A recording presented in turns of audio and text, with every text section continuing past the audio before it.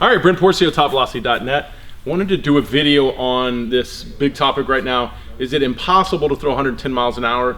I've been getting some questions about the possibility, or how would that happen?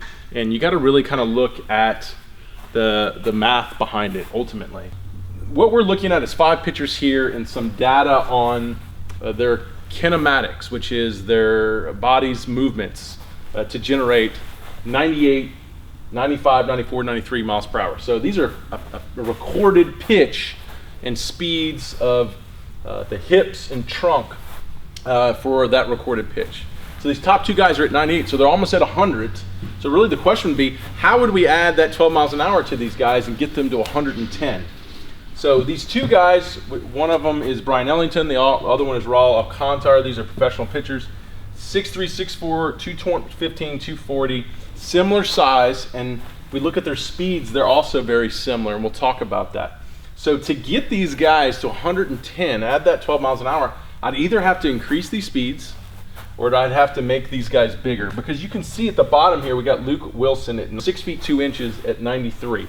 So he's throwing 5 miles an hour slower than these 2 guys, and if you look at his speeds, they're pretty much identical, but he's 170 pounds, so he's considerably smaller. So we can take in this equation, we can go, okay, either make these guys bigger with the same speeds, and they throw 110, or we give them higher speeds. Now these are already incredibly high speeds. So it's probably a combination of both. You know, we get a 6'8" guy who can move faster than these guys, you're gonna get to that 110. But like I said, what's the probability that we're gonna find that guy? It gets a lot harder to do.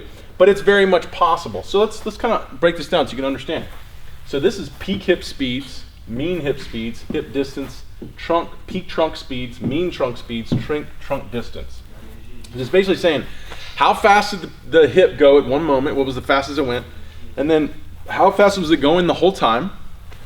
And then how far did it go? And we do that with the trunk.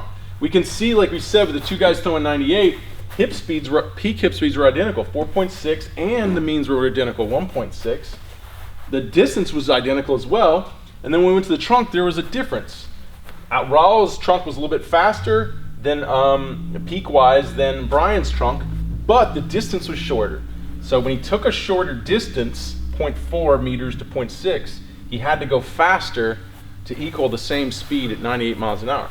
So we could take the same thing. We could take Raul, we can make him, say, go a meter, which is farther than Brian, and keep him at that speed, and ultimately now he's throwing 102, 103 miles an hour. Then we can come over here and we can say, let's make him 6'8", let's make him 285, and now he's maybe 105, 106 miles an hour, and we just keep going, and we would eventually get to 110. I don't believe the issue of, can the body handle it? I believe it can if done efficiently, and the body is big enough to where the torques aren't so high at that speed, because this is pushing the speed limits of the human body. For example, like we come down here to a small guy, 6'2", 170 pounds, his peak trunk or hip is 4'4" to their 4'6", so he's pretty much at the same speed. His means are faster, his trunk, or the hip distance was the same.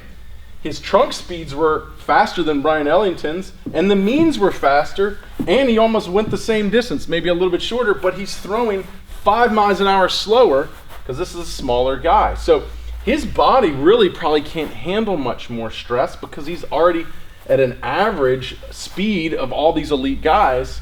So really what's left for this guy to do, the safest thing would be to get him bigger, taller. Obviously you can't get him taller, but maybe you would just have to get him bigger and keep those speeds, and then the ball speed would go up. But like I said, we come up here and we do the same. If we put Chapman on the board, who has the 105 mile an hour fastball, these speeds might be a little bit faster.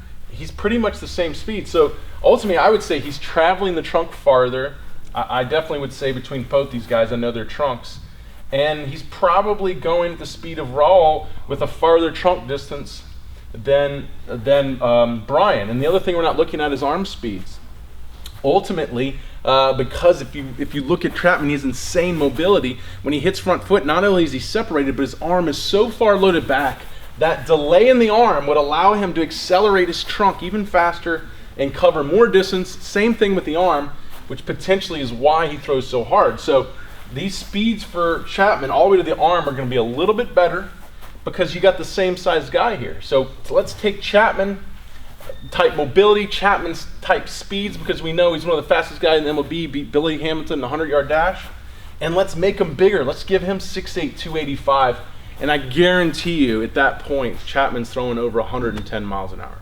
So this is what we do here at Top Velocity to increase velocity. Healthy velocity is we measure these in a training session. We have a device that'll give you a quick measurement of your hip and trunk speeds. And if we make those increases there, potentially know the end result, the velocity increases. Also too, we can work to increase the lean mass. So you're making it a bigger machine, moving at a higher speed. That's another way to increase velocity. And notice that we don't really look at the arm speeds because we know when you increase the arm speeds, typically you create more stress, and then that's where we have more injuries. So we focus on the hips and trunk that contain a lot of the overall energy to the ball, but are healthier places to increase the velocity. For example, in approaches that want to use, say, running throws or overloaded throws to increase the arm speeds, ultimately that velocity increase they're getting out there is more than likely just an arm speed increase, which is typically why those approaches can have more injury. So this is a healthier approach because you're tapping into more of the body and you're looking at the body as an overall machine and how well its kinetic chain is distributing energy or creating energy up it, as opposed to just focusing on one area, which baseball wants to focus on, which is the arm, which, like we said, typically creates unhealthy velocity. So at Top Velocity, through this formula, we're increasing velocity, but most importantly, we're building healthy velocity.